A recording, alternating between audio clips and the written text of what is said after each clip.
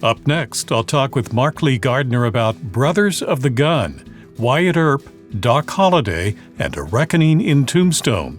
Hi, I'm Dan Skinner, and this is Some Books Considered. Mark Lee Gardner is an authority on the American West and a best-selling author. His previous books include The Earth is All That Lasts, Rough Riders, and To Hell on a Fast Horse, among others. He joins us to talk about Brothers of the Gun. Mark, welcome to Some Books Considered. Thank you. Glad to be here.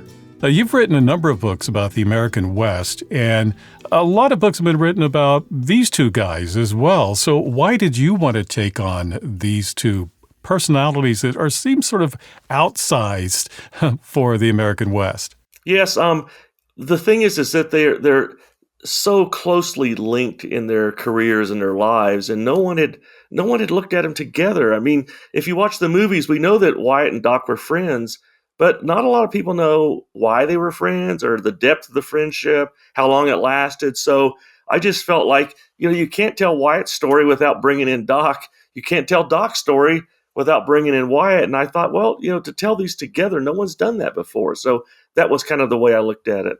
Well, let's take a look at each of them before they met. What can you tell us about their early lives? Well, very different. Doc Holliday grows up in Georgia, the deep South. His father owned slaves. He has a good education in Valdosta, Georgia. And if, I'm not going to say they were wealthy, but they were, doing okay. Wyatt Earp, on the other hand, his father is a small-time merchant in Illinois.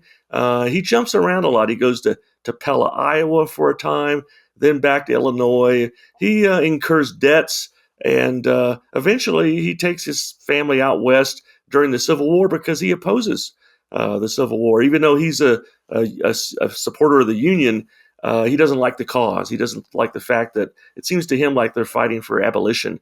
And he already had sons in the war, so they go out west. And Doc and Wyatt don't meet up till, of course, many years later.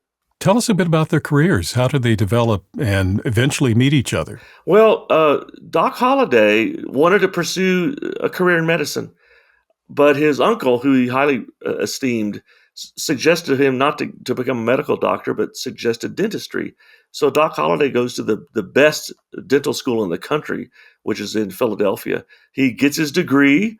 At about the same time or shortly after he gets his degree, he learns that he's contracted tuberculosis.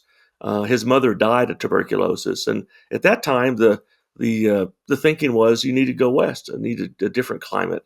And he ends up in Texas, which isn't that much different from Georgia. There was a really awful episode in Georgia that may have prompted his move, where he either killed an African-American or a couple of African-American young men or threatened them.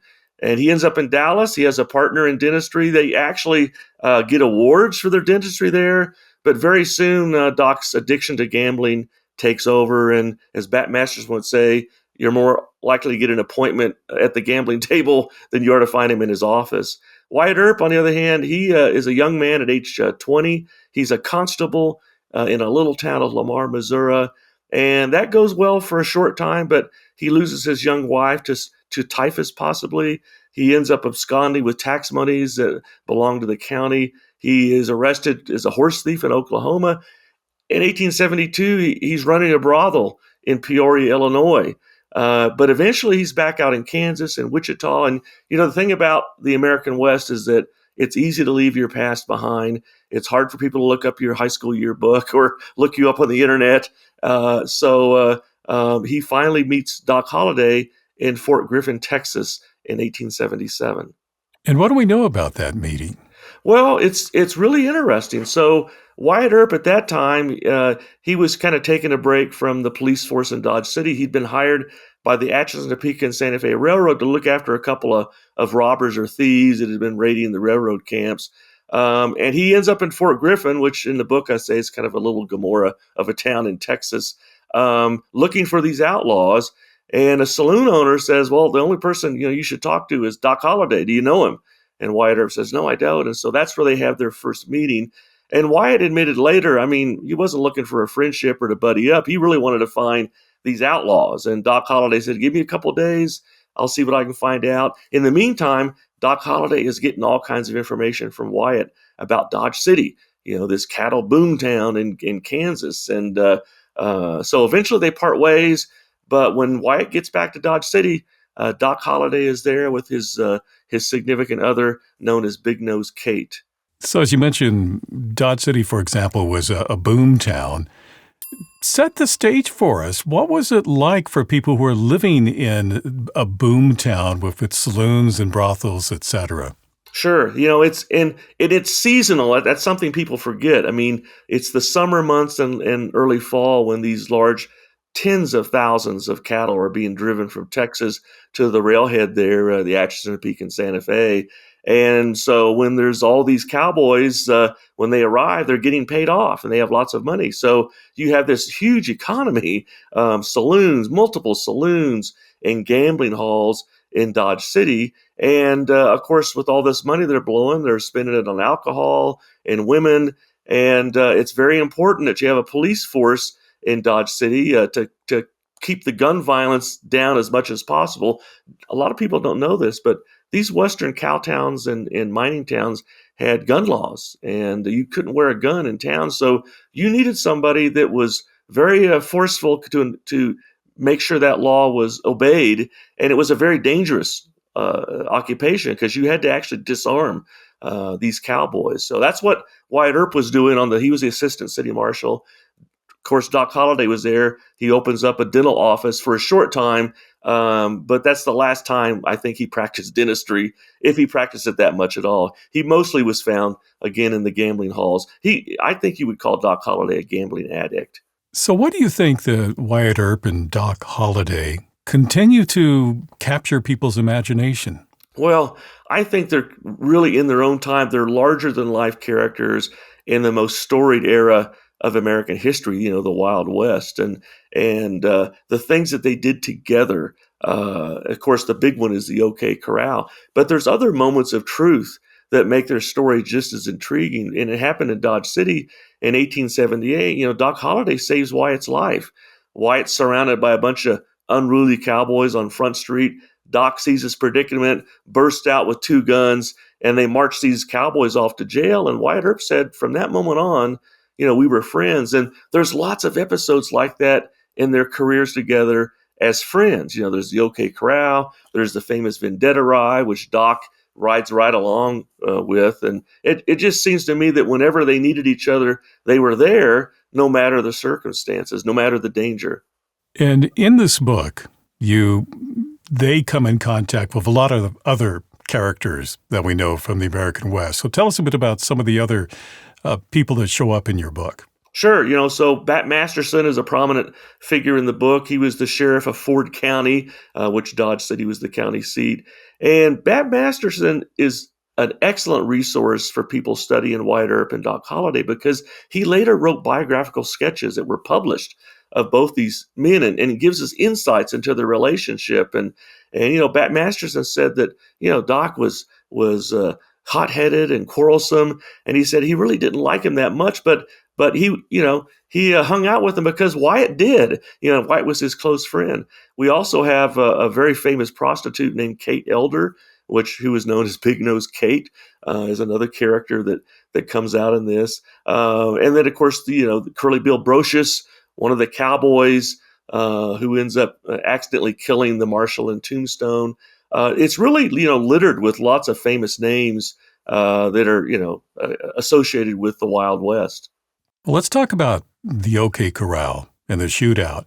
It's been depicted in multiple movies and television shows.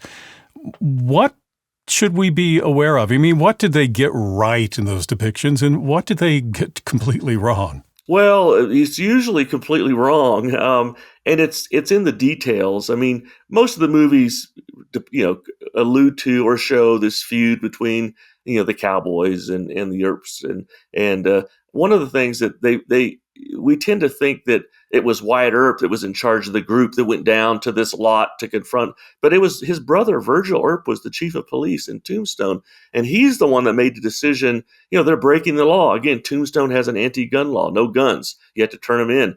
These guys are breaking the law. We're going to go disarm them. But also, like I said, it's nitty gritty stuff or nerdy stuff. And one of the things that surprised me is in this confrontation, Wyatt Earp, he was pulling his revolver from a coat pocket. He wasn't wearing a gun leather rig, which you see in all the movies. Doc Holliday, his revolver was in a coat pocket. Virgil Earp, he had his revolver stuck in his waistband. None of them were wearing gun leather that we often see depicted. And also the distance. It was a very narrow lot, like 15, 19 feet wide. And in the movies, you see this big open space, and they're running all over the place, having this dramatic gunfight. But it was really close quarters. I mean, just a few feet between the protagonists. What new appreciation do you hope that people will take from this book about Wyatt Earp and Doc Holliday? Well, I hope that they take away that these individuals were human. They were flawed. For decades, we've portrayed Wyatt Earp as this hero who was perfect.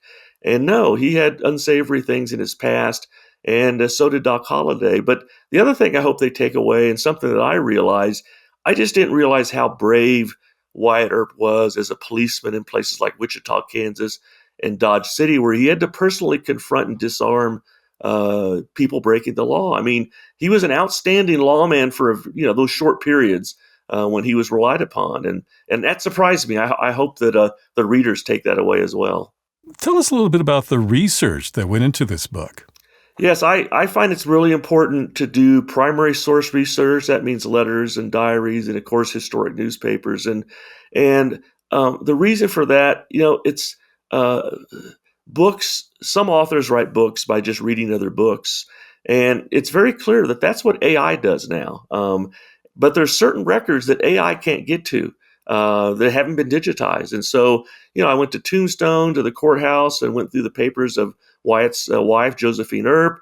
I went to the Huntington Library in San Marino, California, looked through the Stuart Lake papers. He was an early biographer of Wyatt Earp. There's so many things out there that are not available online, and it's important to go pursue those. And so my book is based on primary source material, not just other books or accounts written by others. As I mentioned, you've written a number of books about the American West, and you're recognized as an expert who speaks all around the country on this topic. So I'm curious, what's next for you? Are we going to see another book about the American West soon? Well, it's semi-American West. It's the story of Frank and Jesse James in the Civil War as bushwhackers. And I consider Missouri the West. I grew up there. The Pony Express started in St. Joe, and the Oregon, California, and Santa Fe trails. And so it's going to focus on their Civil War career, but how it led to their outlawry. Jesse James is the most iconic outlaw of the American West. So that's my next topic, also for Dutton Books. To learn more, the book is Brothers of the Gun, Wyatt Earp, Doc Holliday, and A Reckoning in Tombstone by Mark Lee Gardner. Mark, thank you for talking with me today. Oh, yeah, it was a pleasure. I enjoyed it. If you'd like to purchase Brothers of the Gun, I've placed a link for you in the description below. If you enjoyed this conversation, please subscribe, like, and click on the bell so you know when I post new interviews. Meanwhile, here are 2 more books you might find interesting. I'm Dan Skinner. Thank you for watching this edition of Some Books Considered.